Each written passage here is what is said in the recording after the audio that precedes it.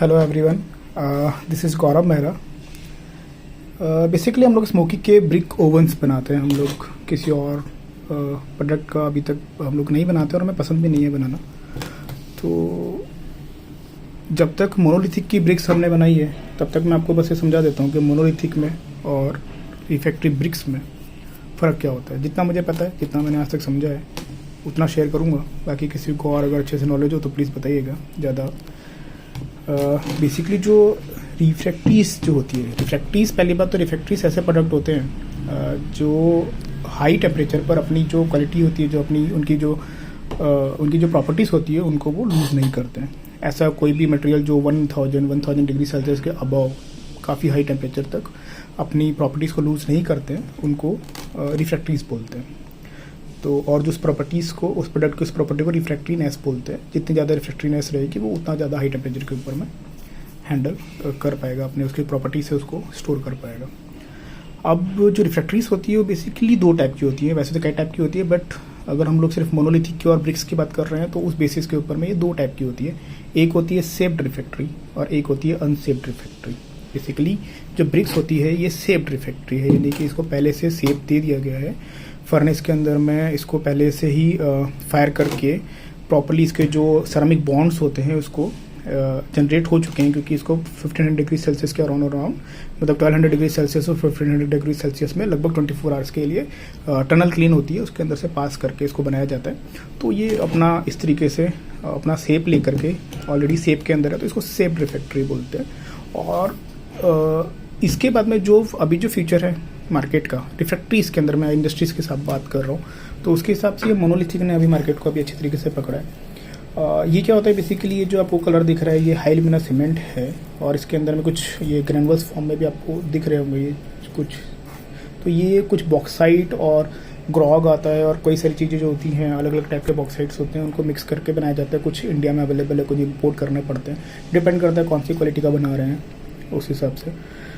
तो इसमें क्या होता है कि बेसिकली सीमेंट जैसा होता है, इसको अनसेप्ड रिफ्रैक्ट्री बोलते हैं या मोनोलिथिक बोलते हैं। अनसेप्ड का मतलब अभी किसी सेप के अंदर नहीं है, इसको सीमेंट की तरह हम लोगों को हाइड्रोलिक बॉन्ड है तो पानी मिक्स करके और उसके बाद में इसको जो चाहे उस टाइप का सेप हम लोग दे सकते हैं, तो इसीलिए इसको अनसेप्ड रिफ्रैक्ट्री बोलते हैं।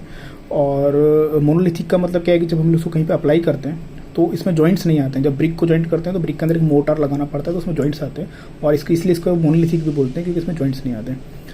अब जो मोनोलिथिक होता है बेसिकली इसका ये ब्रिक से अभी कुछ ज़्यादा ही मार्केट में अभी जो पॉपुलर हो रहा है, उसका रीज़न ये है कि इसको बनाने में तो जो मैन्युफैक्चरिंग की जो प्रोसेस है बहुत इजी है। Easy in the sense knowledge होना चाहिए सिर्फ कि क्या कितने रेशियो में मिक्स करना है, किस तरीके से। और दूसरा जो मैन्युफैक्चरिंग की जो यूनिट स्टार्ट करने का प्राइस है वो भी बहुत कम है, यानी काफ़ी कम है अगर ब्रिक की मैं प्राइस ब्रिक की मैन्युफैक्चरिंग प्लांट की बात करूँ तो उसके मुकाबले। एंड जो मोनोलिथिक होता है उसमें खासियत क्या है कि ये इसमें आपने पानी मिला कर लगा दिया, देन जब हमने फर्नेस को स्टार्ट किया तब जो वहाँ जब हम लोग उसको गर्म करते हैं तो वो वहीं की हीट को लेकर के अपने जो बॉन्ड्स होते हैं उनको जनरेट कर लेता है। अपने जो भी बॉन्ड्स यानी कि सेरामिक बॉन्ड्स जो जनरेट होने होते हैं वो कर लेता है। तो अब मज़े की बात ये थी कि जब मैं अभी आहार में विजिट के लिए गया तो ब्रिक्स तो मुझे समझ में आता है क्योंकि ये ऑलरेडी सेप के अंदर में है और इसमें अच्छा कंटेंट होता है, एल्यूमिना कंटेंट, तो ये तो हीट को बहुत अच्छे से रिस्टोर करता है। तो इसकी क्वालिटी ही है कि ये हीट को रिस्टोर भी कर सकता है और रेडिएट भी कर सकता है। और प्लस जो ये कास्टेबल है, जैसे इसे कास्टेबल भी बोलते हैं या मोनोलिथिक है, इसकी प्रॉपर्टी जो है वो इसको बिल्कुल अलग तरीके से मतलब इसको पहली बात तो ये कुछ लोग इसको ओवन के अंदर यूज़ कर रहे हैं, तो मुझे नहीं लगता है कि ओवन के अंदर ये प्रॉपर्ली सेफ़ है।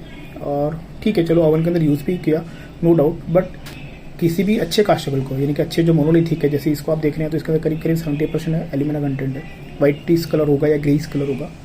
तो इस टाइप के जो होते हैं इनको जो बॉन्ड जनरेट करने के लिए करीब 1400 से 1500 डिग्री सेल्सियस की आसपास ज़रूरत पड़ती है।